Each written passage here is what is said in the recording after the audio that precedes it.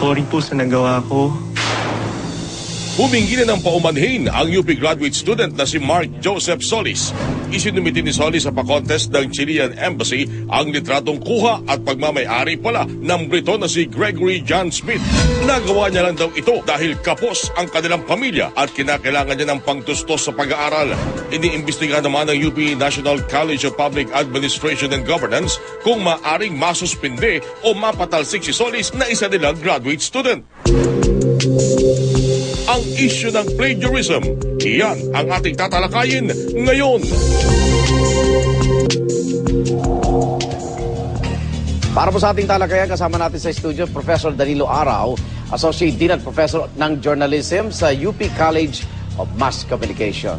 Professor Araw, welcome! Welcome sa talakayan natin. Magandang umaga sa Igan. Okay, plagiarism. Mukhang paborito yata ngayong taon yan. Sa ilalim po ng batas, ano po ba yung maituturing na plagiarism at may kaakibat ba talagang parusa ito?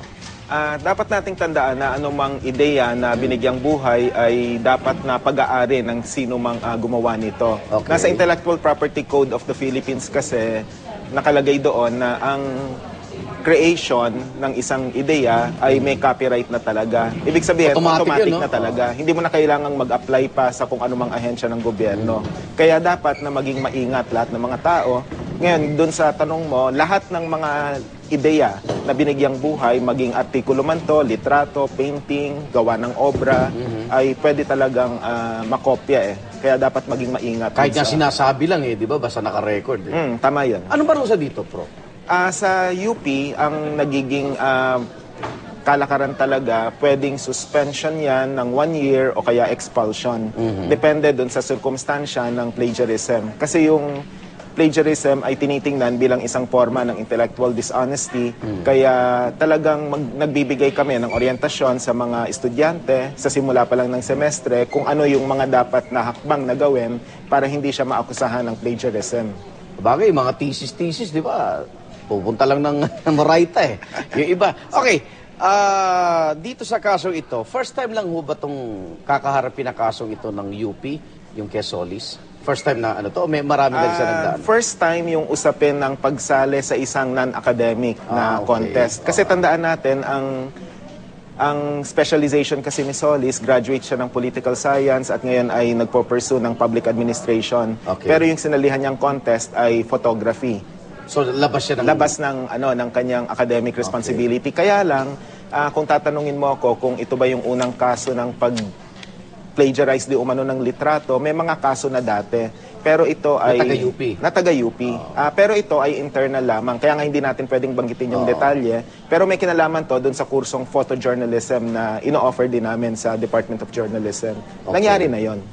Nakakaladkad lang kasi yung eskwelahan, pero sarili niya kasing desisyon yun, no? Anyway, tama yan. Ongoing na investigasyon sa kanya. Kasi kailangan may due process pa rin. Sa pagkakaalam ko, may nangyayari ng investigasyon. Para lang sa kaalaman ng mga manonood, dumadaan ito sa Preliminary Investigating Committee. Tama. Tapos merong College Investigating Committee. At ang anumang resulta ng investigasyon ay umaakyat dun sa Chancellor ng UP Diliman. Yun yung nagdedesisyon kung ano yung magiging parusa. Doon sa student code, ang parusa sa plagiarism maaaring 1 taong suspension o kaya expulsion. Expulsion. Okay.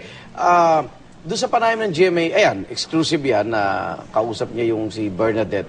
May inamin pa siya na isa pang pag-contest, no? Na plagiarize din. Ibig sabihin, hindi rin niya kuha. So, pero kung titignan naman yung record niya, okay naman siya sa record niya sa maganda yung credentials UP, niya. No? Oo, kung titingnan mo yung LinkedIn account niya, mukhang maganda yung credentials niya. Ni-represent pa nga niya yung pamantasan sa iba't ibang mga paligsahan sa labas ng bansa. At nananalo siya. At nananalo, oo.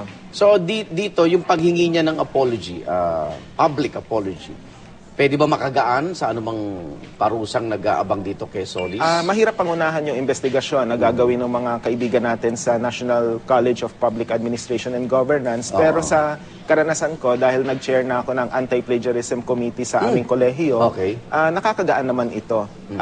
Batay sa ibang mga kaso dati. Kaya lang yun na nga hindi pa rin excuse kasi yung remorse dahil... Yung dahilan niya, no? Ulitin ko lang sa simula pa lang ng semestre, parating pinapaalala sa mga estudyante yung kung ano yung Pangungopia. plagiarism at kung bakit hindi dapat gawin ito.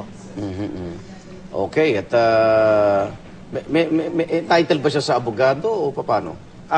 Pwede naman kapag pagkahahantong na ito dun sa kaso na sa labas na ng UP. Kasi sa pagkakaalam ko, Igan, mukhang magpo-pursue ng kaso yung Office of the Presidential Advisor on the Peace Process at saka yung Chilean Embassy. Baka may gawin, kung sakaling may gawin din. Pati may mga ari ng litrato, Pati may di ba? mga may-ari ng litrato. Kaya nga magandang tingnan na rin niya yung posibilidad ng pagkuha ng larawan. Pero Igan, gusto ko lang sanang linawin dun sa mga nanonood ngayon.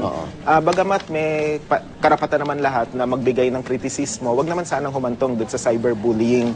Kasi ngayon, Nakakaranas na ba si Solis nakakaranas ng- na. Batay sa nakikita ko sa social media, may name calling na, Ayun may na naman hominem sila. attacks. Kaya nga sana iwasan lang yon. Pwede namang magbigay ng constructive criticism para mapataas yung antas ng diskurso. Pero yung cyberbullying, wag naman sana natin gawin.